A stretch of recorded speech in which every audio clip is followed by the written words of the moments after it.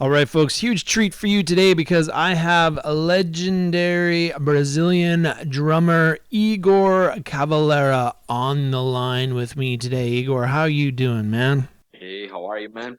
I'm good, man. I'm great. It's great talking with you. Now, obviously, I mentioned Brazil off the top because it's a very widely known fact that you and your brother Max grew up in Brazil. I think it was in a town called is it Belo Horizonte? Did I pronounce that right? If not, I apologize profusely. You did good. No, you did good, man.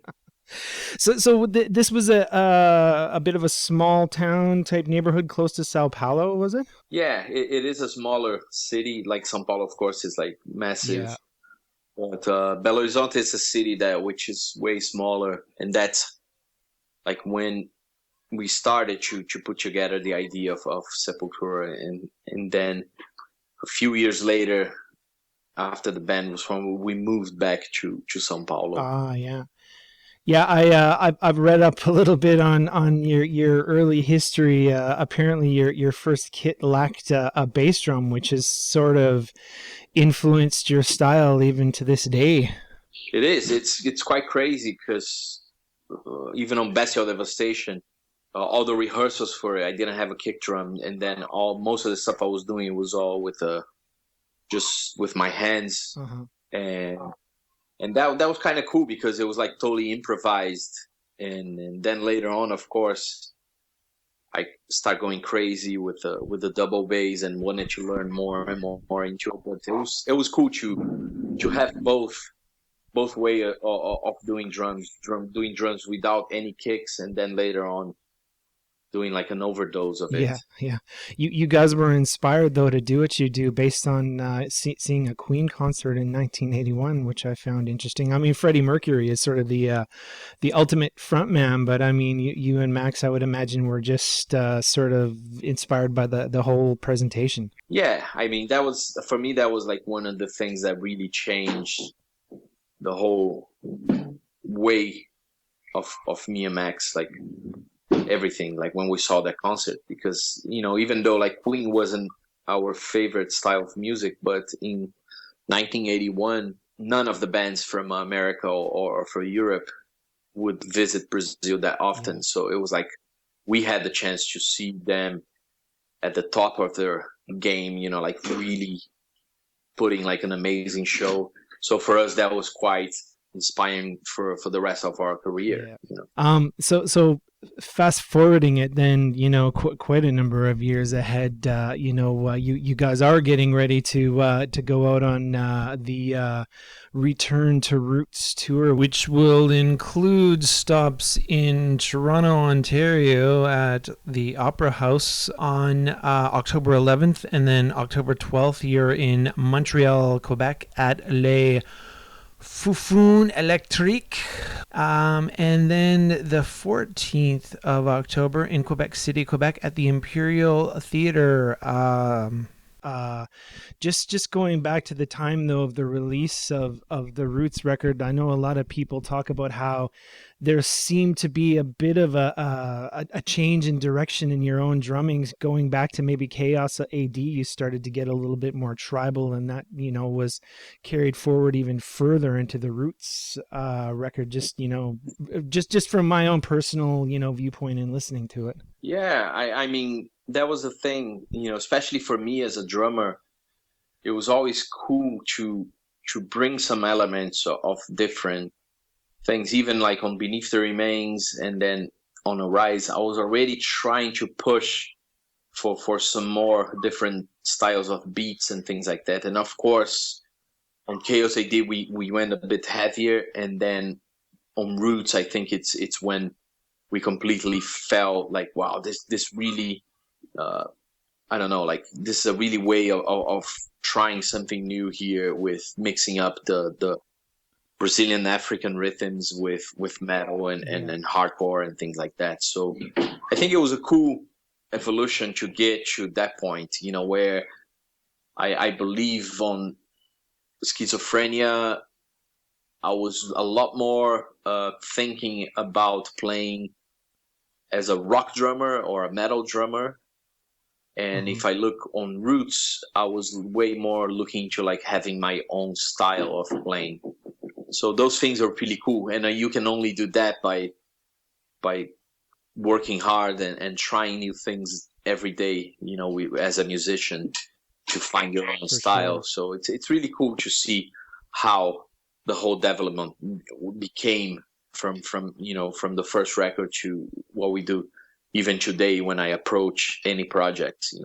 I like how in the Roots album, there's that element of tribal drums happening, because even just being I mean, I'm Canadian, so that makes me a hockey fan more or less, but I mean, just from being a casual fan and seeing, the Brazilian national team play over the years, I mean, drums certainly do play a big part in terms of the games, and then of course it's stitched into the very fabric of the culture with the samba beats and stuff. Like I know early on, even like you were inspired to just play that kind of samba, arena soccer style drum as well, and that's really evident in the Roots album. Yeah, I think in the Roots it was like really cool to really explore those ideas and try to make it into something more of like some kind of like I don't know, like an album that would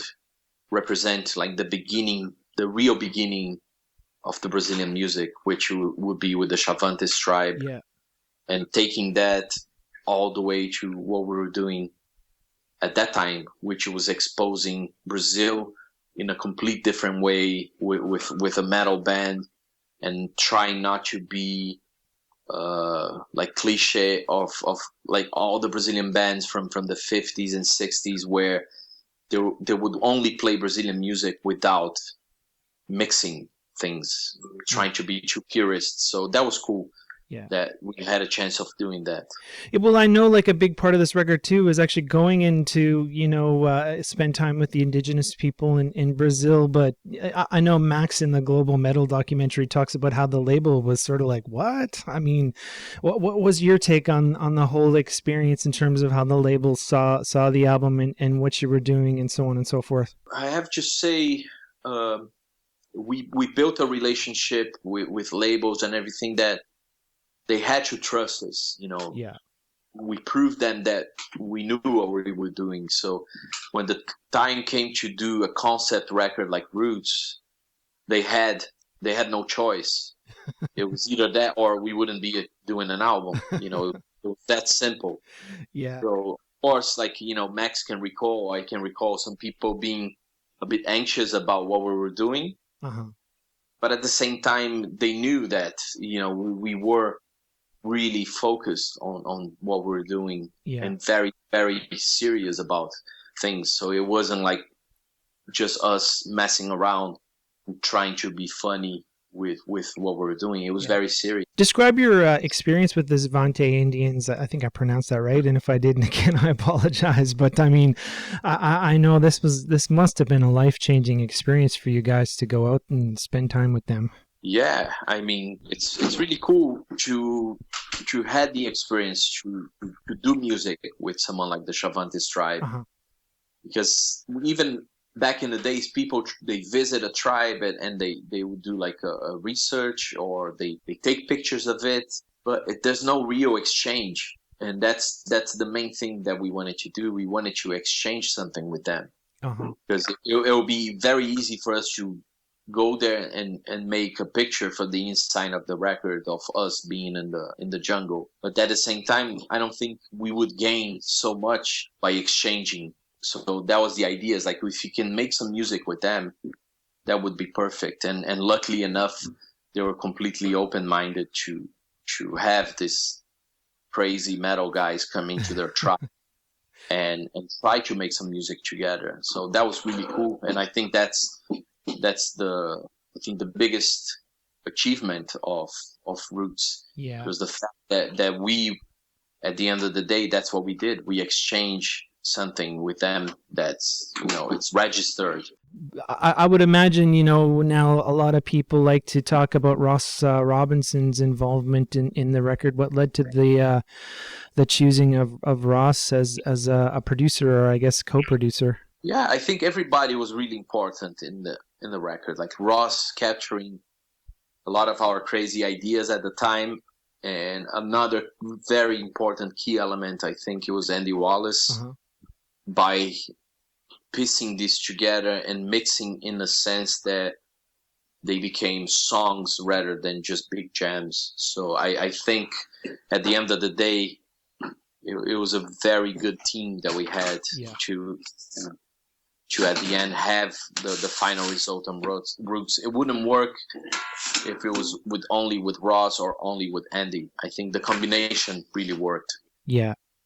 Now, people always want to cite the Korn influence in this, and Jonathan Davis, lead vocalist of Korn, actually even provided some vocals on the track "Look Away." I mean, when you saw these guys perform initially, were you like, "This is it? This is kind of something that we've been looking to incorporate into our own style"? Like, how did that come about? I think they did. Not only them, but them with like Deftones at the time. They had a particular sound that was quite interesting for us, and that's also one of the reasons that Ross came into the picture, because he could capture that raw sounding at that time, and that was really cool.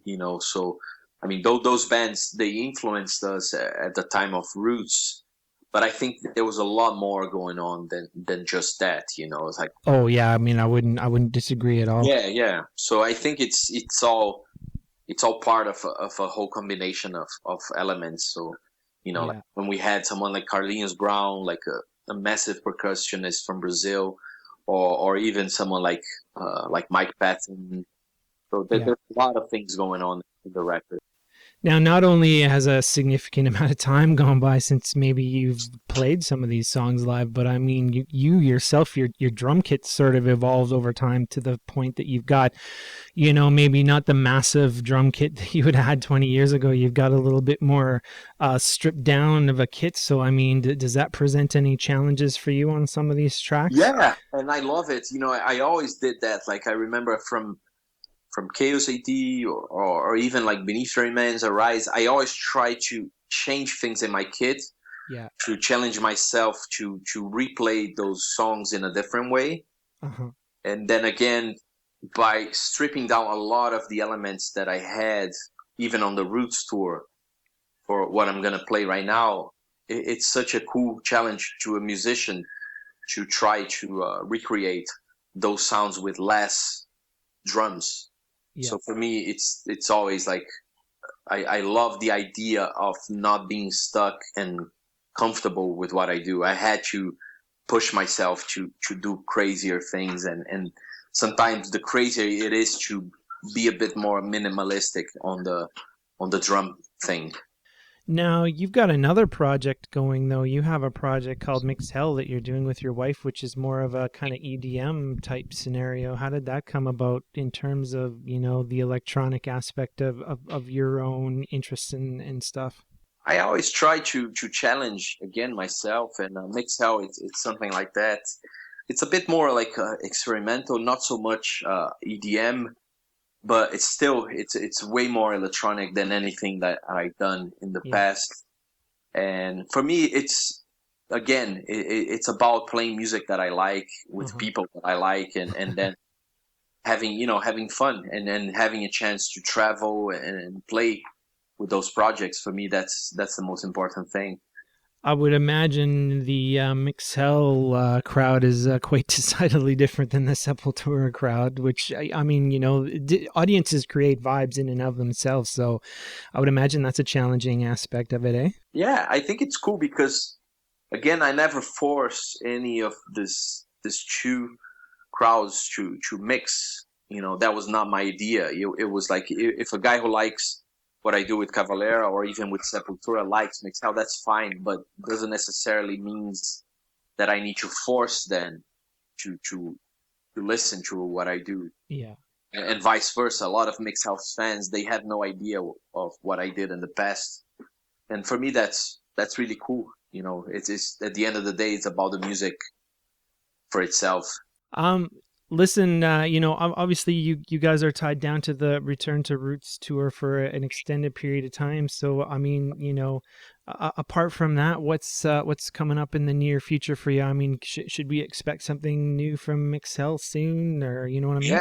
Yeah. I mean, we very soon we're finishing up some new MIXHELL material. We also performing with this band during the whole summer called SOAX, Oh, okay. which is a very very cool, again, very experimental project with three drums, Uh-huh. a lot of analog synthesizers. So it's really cool, really different. So there's a lot of things going on. So like the roots thing, of course, being on stage with my brother, it's a pleasure Uh-huh. always. But also, there's a lot of things going on, so it's cool. Like Yeah. whoever, like for a Mixed Help fan or a Cavalera fan, there's stuff happening, and that makes me happy. Yeah, I'm really, glad that we had the opportunity to chat today, man. It's a privilege and an honor, and the Roots record is definitely a touchstone record for me. So I'm glad we got to talk about it, All sir. right, thank you very much, man. All right, have a good All day. right, you too. See ya. Bye. Yep, bye bye.